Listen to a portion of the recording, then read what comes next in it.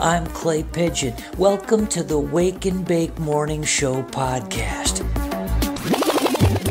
It's a weekly digest of some of the segments and moments that make up the Wake and Bake Morning Show on WFMU.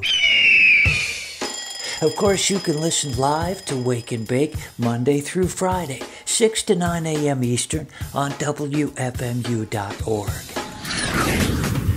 Join me live every morning for the full show. It includes great music, chair throwing, pixie dust, and all-round good vibes. Oh my God, the man is a maniac. You can also hear the full show on streaming archives at WFMU.org/playlists/WA. A massive elephant comes charging out of the brush, trumpeting. Listen to him trumpeting. He's trying to tell us something. You have encroached on my territory, and I am most upset.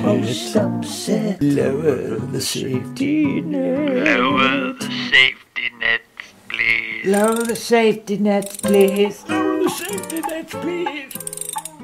And now we see the safety nets have been lowered.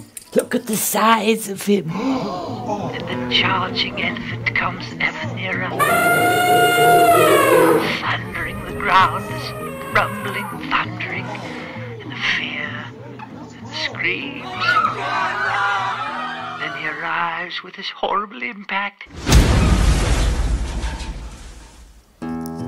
Two people died today, and one elephant slipped away. Yes, two people bound for heaven, and an elephant lost to yesterday. I've got a trunk full of memories of them all. I've got my little circus ticket and commemorative rubber ball. I must insist, gentlemen, please. I must insist that our work in Africa go on unimpeded. But really, Lord Roger, after the elephant-related deaths, really? Yes, now more than ever. Now more than ever we must press forward and conquer and vanquish. We must succeed and we must bring back riches. Bring them home and present them to the Queen for her favours, love and admiration of our nation. We shan't stop. Every time a couple of us fall along the way to the wild beasts, the inclement conditions we may encounter after all. Are we not adventurers? Yes. Are we not risk-takers? Yes. So no, we shan't be stopping. As a matter of fact, we shall never stop. No, even if we drop, our bodies are so strong, we shall inch along, inching through the mud towards the enemy, frightened by the blood that's coming out of me. I will never stop now.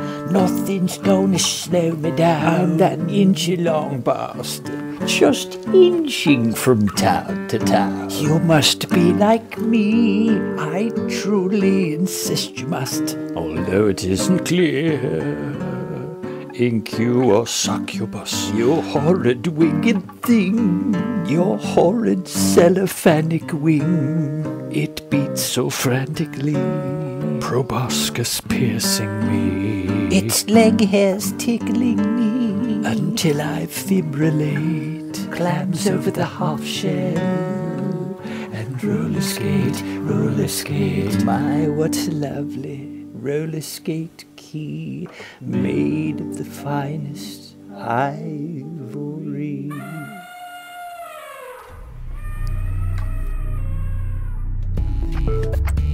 Hi, it's Mark Hurst, host of Tectonic, here on Wake and Bake with a little slice of tech pie. I haven't said much about genomics on TechPie, and with all the new developments in DNA editing and so on, that feels like an oversight. So here's a recent headline. This comes from MIT's Technology Review, a serious publication, which means that this is not a sci-fi fantasy or some kind of dumb joke. Okay, here's the headline from August 1st, 2019. Quote, "Scientists are making human-monkey hybrids in China." You heard that right, there's nothing wrong with your radio. Scientists in China are editing DNA to make human-monkey hybrids. The idea is that these combination creatures, chimeras really, will grow organs, like livers and kidneys, that can then be harvested for humans.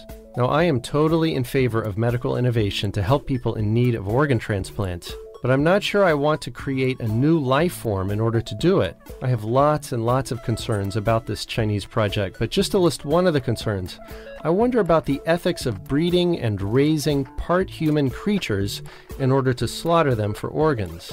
There's a novel from 2005 by Kazuo Ishiguro called Never Let Me Go, which concerns this exact ethical dilemma. Going further back, the H.G. Wells novel, The Island of Dr. Moreau, talks about genetically hybridized creatures. It's amazing that Wells wrote that in 1896, and here we are today dealing with that exact issue. Spoiler alert, H.G. Wells thought it was a bad idea to create human-animal hybrids. And so do I. Until next time, this is Mark Hurst. Catch my show Tectonic Mondays at 6 p.m. right here on WFMU.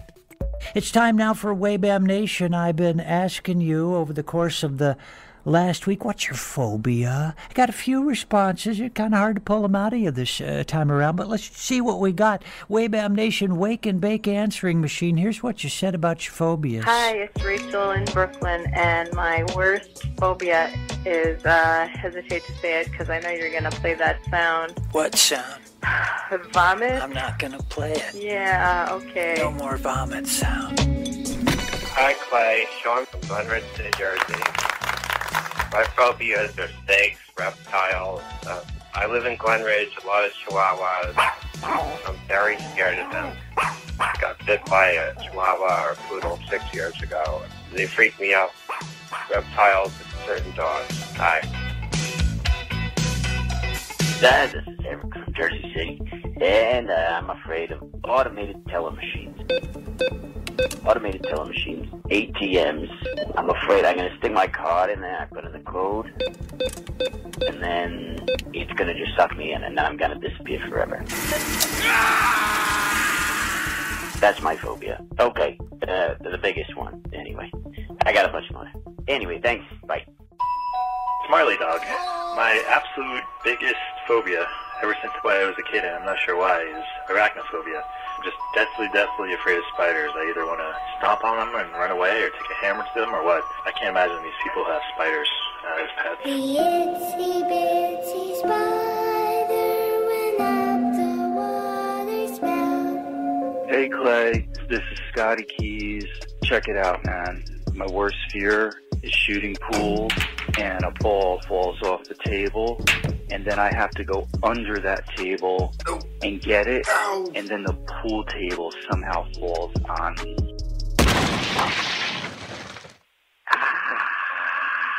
Wake.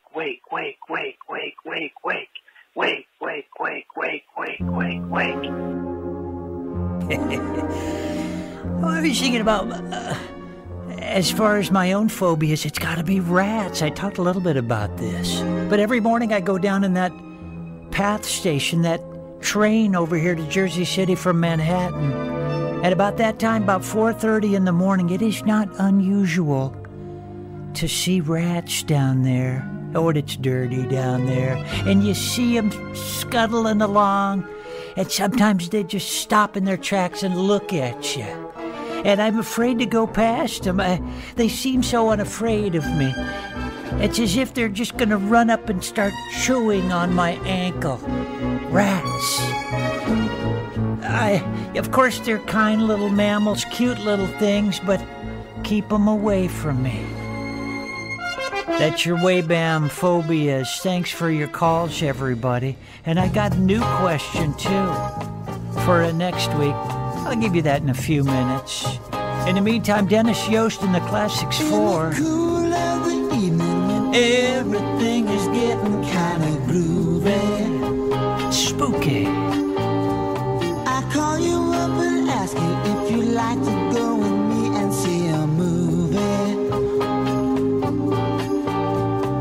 First you say no, you got some plans for the night, and then you stop and say, alright, love is kinda crazy with a spooky little girl like you.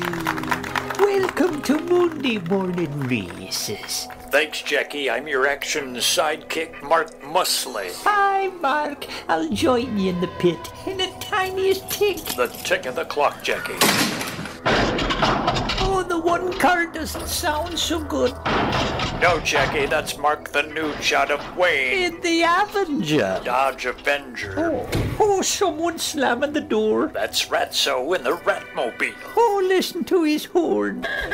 He's out of Highbridge, New Jersey. Who's this Mark on the stationary bike? That's Carl from Idaho. He'll be racing a 1968 Schwinn Varsity bicycle. He's racing a bike, is he? Yes, Jackie. Oh, the poor man. In the Aston DBR1 out of Durham, England. And just a tightening his nudes. It's Colin. What be that, Mark? It's the driverless car, Jackie. There ain't nobody driving it. No one, Jackie. Who does it represent? No one, Jackie. It frightens me. Me too, Jackie.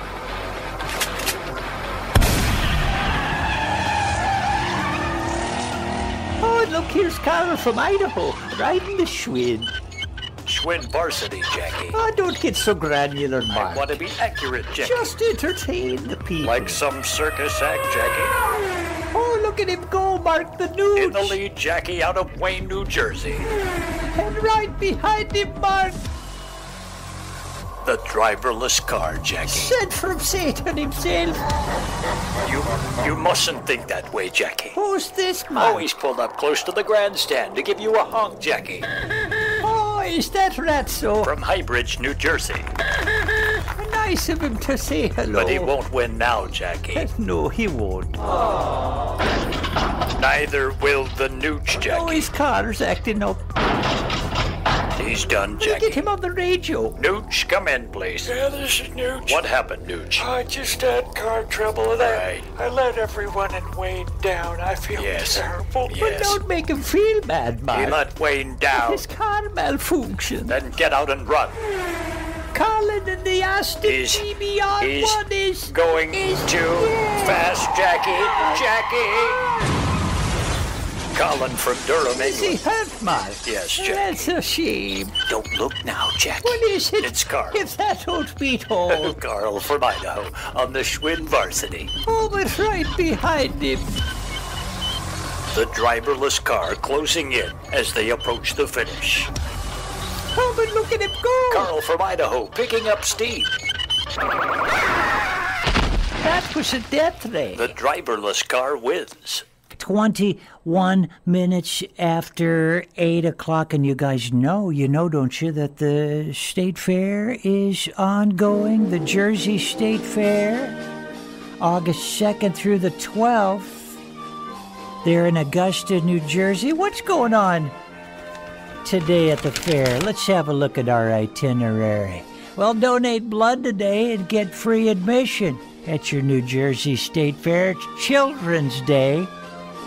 2 with reduced price on admission, some of them free, I think. Now, you got to go to the njstatefair.org for all the real lowdown information. I'm giving you the broad overview of the fair. At noon today, the rooster crowing contest. Hey, look at this. The little Franklin concert band is going to be there at 8 p.m. I was thinking about this when I was a kid in band.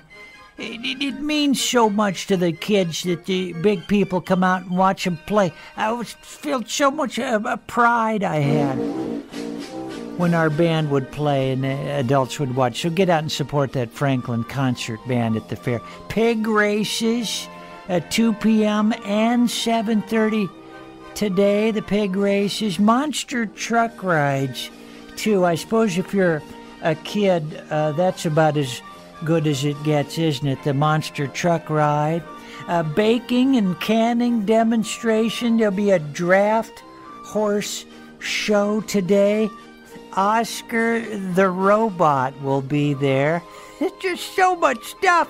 Butterfly feeding. Can you even imagine the excitement of having one of those monarchs perched on your finger, poised to bite, and then you feed that thing and it flaps its little wings and flies down to Mexico and has a pleasant memory of you?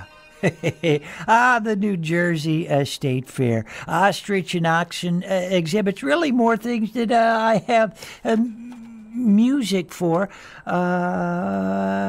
Rides, cranes, the Midway, Jockey Derby. I missed that Jockey Derby. Remember that when you're a kid? You shoot the little pinballs and the horses go across the...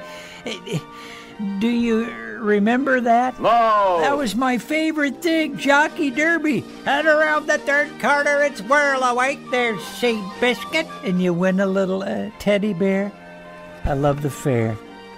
Augusta, New Jersey, get out and support that fair. You're gonna go, aren't you? Yes. Yes, you are. Let's play some music now. That's what we do on this radio station. This is about as summer as it gets. From Lovin' Spoonful. Hot time, summer in the city. Hot town, summer in the city. Back of my neck getting dirty and gritty. Cool town, isn't it a pity? Doesn't seem to be a shadow in the city.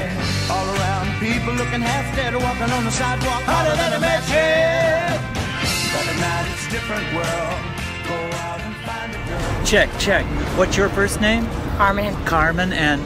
Jeremy. Carmen and Jeremy, are you guys homeless? Yes. Right, I walk by here on my way to work early in the morning, and sometimes you guys are sleeping here, and there's a couple of food vendors by you. Have they been nice to you, letting you stay by them? Yes, they also offer food. Do they give you food? Yes. I was hoping that they did. How did you end up on the street? We got evicted from my mom's apartment.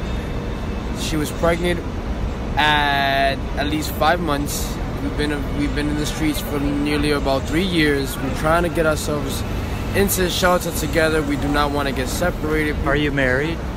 We have a domestic partnership together. Been together a long time. Yes, we've been together for 3 years and 8 months.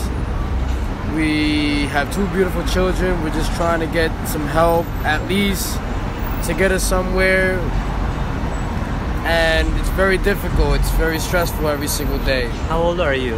I am 25 years old. And you? 22. So you guys have kids together? Yes.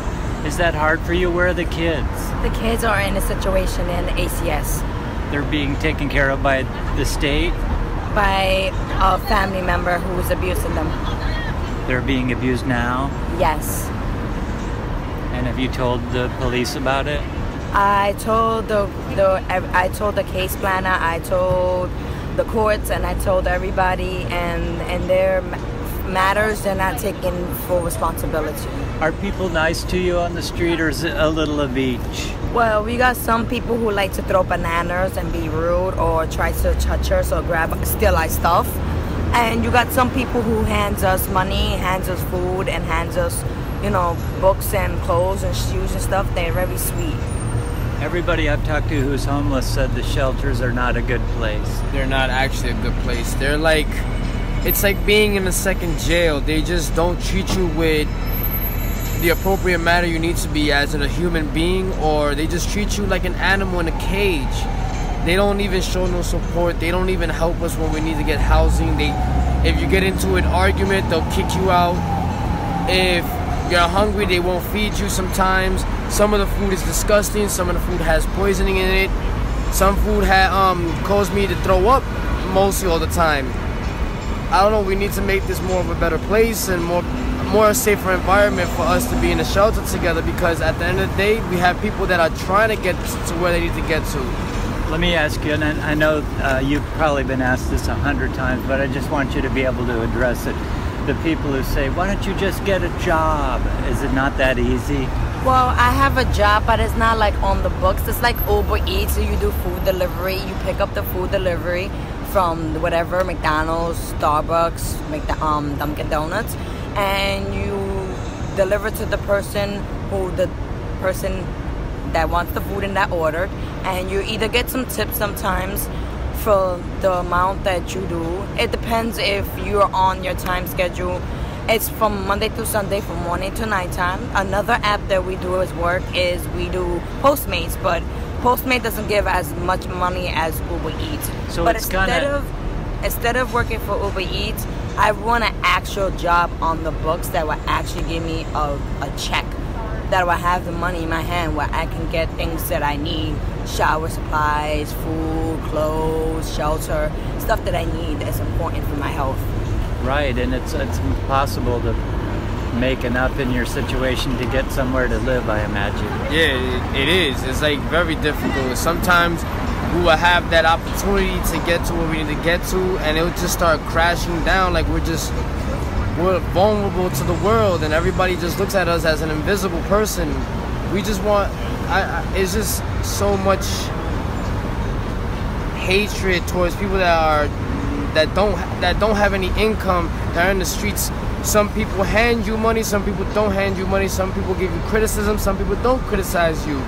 It's a lot of things that these people like to do to you.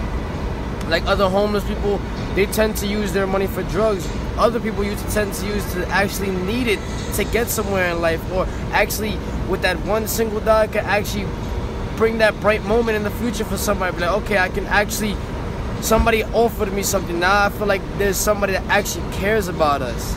But in this world, you will never get anything you want. You have to get it the way you need to get it. But in order to fend for yourself, don't worry about what other people think about you. You're your own human being. You need to make more things matter for other people. There's a lot of homeless people. There's more about 100,000 homeless people in New York City that are in the streets, that are not trying to go into shelters because they don't help you with the proper things that they need. What about you? Do you guys give each other strength? Would it be much harder to go through this by yourself? A lot of homeless police cars stop by and ask if we would like to be separate, and I've told them no because I've been in the shelter before, in Bronx Franklin shelter, and that it's a very bad shelter. I got jumped for nothing I didn't do.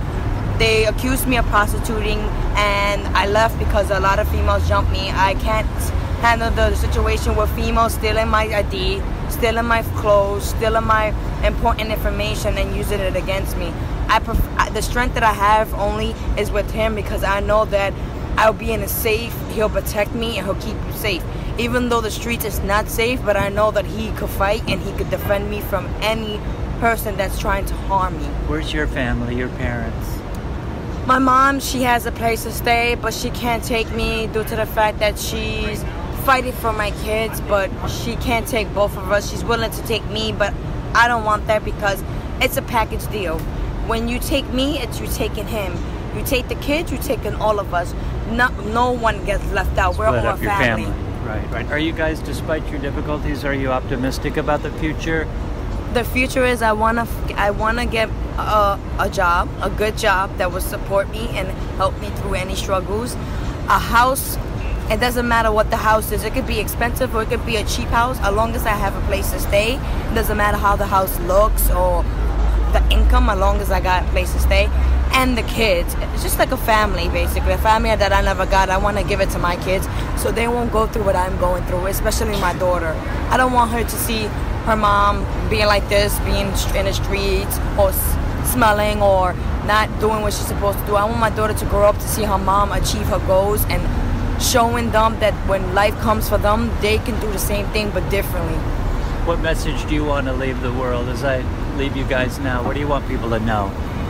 So know that there are people that have feelings, there are people that are human beings, there are people that need help.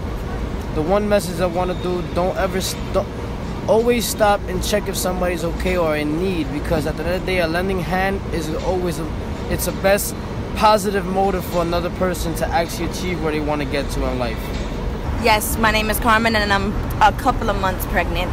I'm roaming in the streets and I don't pregnant. Check 1 2. You said you're pregnant? Yes, my name is Carmen and I'm a couple of months pregnant. I'm roaming in the streets, and I don't want nobody to judge me because I'm gonna give an abortion. But I would like to let everyone know that if you was a mom and you had both your kids taken away, you would think first either life or sacrifice. And you would feel that you don't want to bring this baby into a world just like the same thing as the other two, because the other two went through the same system, roaming in the streets like you, and you don't want the third baby to go through it. You want the baby to be in a better environment and up where they're free. I know it's against a sin, against the law to do that against a child, but I can't take care of something that I can't take care of myself first. And it just happened naturally. Naturally, you know, you have intimate, you don't expect to get pregnant. But now, if I do this abortion, the next thing in my plan is to do birth control. So I won't get pregnant no more. And this is you're the father? Yes, I am the father. How do you feel? At the same time, I feel proud, but then at the same time, I do feel hurt, because me bringing another human being into this world is not an appropriate matter for our sake. Our situation is not safe for a child to be in this environment. I'd rather her make her own decision, because she's a human being, she's an adult. But at the end of the day, giving up an abortion, yes, it is a sin, but at the end of the day, you have to take matters into your own hand and try to make little sacrifices here and there. But at the end of the day, you have to be strong for yourself and for who you're with, because you're not going to be judged for something. This is not a judgmental option. This is actually a life or death situation you need to worry about. Bringing another human being, because at the end of the day, you wouldn't want that child to suffer the way you suffered before. Thanks for your time, you guys. Thank you. Welcome. I appreciate everybody listening. Enjoy your night. Take it easy. My name is Jeremy. You guys seem like bright young people, and I know you're going to pull out of this, and I wish you all the best. Thank you. I appreciate it. You've been listening to the Wake and Bake Morning Show podcast. Did you enjoy it? Yes. Good. It's a weekly digest of the special features and moments which make up the Wake and Bake Morning Show. Woo! After all, you wouldn't want to miss special moments like this. Ah, you're in a good mood today, aren't you? Oh. The Wake and Bake Morning Show. Set your alarm and join us each Monday through Friday, 6 to 9 a.m. on WFMU.org. A little too early for you? Catch the archive show, which you can find easily on WFMU's homepage each day. I'm Clay Pigeon. They call me the Pitch. Join me each morning for the full show, either on the radio or online at WFMU.org. And keep listening.